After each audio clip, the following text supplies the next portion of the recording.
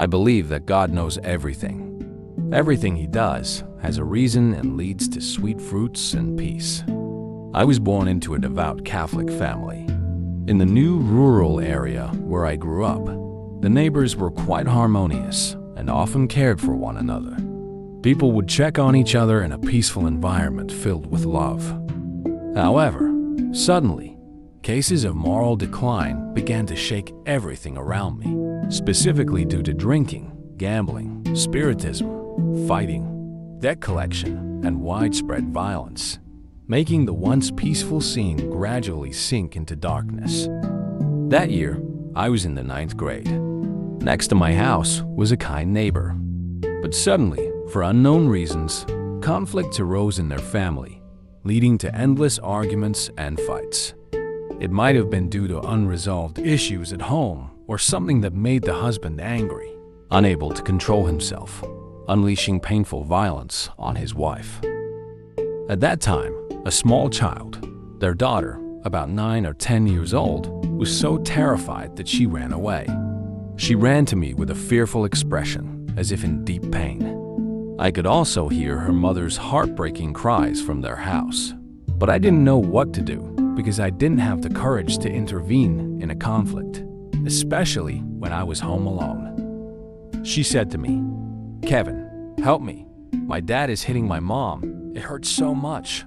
I can't stay at home." I replied, "Yes, I've heard and I know. But what can I do to help you right now?" She said, "At least you're older than me. You can go tell my dad to stop hitting my mom. Maybe he'll listen to you." I told her, "It's true that I'm older, but I'm scared too. I'm not like the adults. If I go and he doesn't listen, he might grab me and hit me as well, which wouldn't help at all. Just stay here. The conflict will eventually end. Let's go to Mass together this afternoon. If there's no more arguing by then, you can go home." But the conflict next door continued, simply due to drinking, the daily drinks with friends, and when the drink flows, the words follow, leading to such disasters. She went to Mass with me, crying the whole way. All I could do was watch and empathize. I rarely shed tears for anyone unless I was deeply moved. Truly, I felt sorry for her. She was so young and had to endure such mental anguish. I felt compassion for her, but also for myself, as my own family wasn't very harmonious either. I could only pray and ask God for mercy.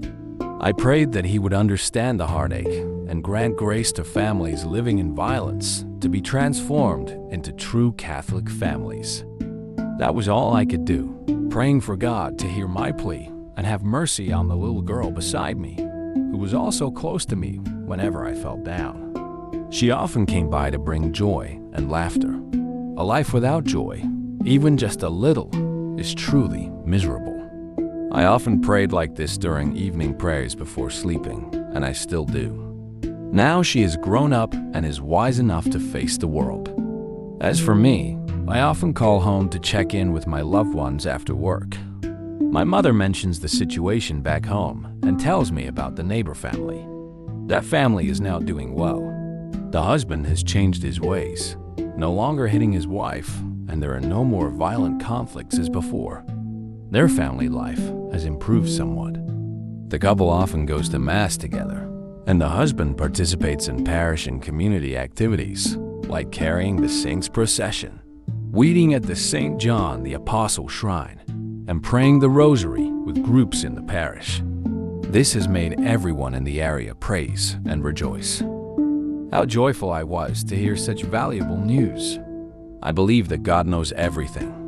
Everything He does has a reason and leads to sweet fruits and peace. I don't dare think that the sweet fruit is due to my prayers. But I believe that anyone who saw the situation in the past also prayed just like I did. The peace of God will come as long as we always yearn for hope and trust in Him. Yes, God's love is truly vast and great. He is always beside each of us in every circumstance, and He will never let us down. Amen.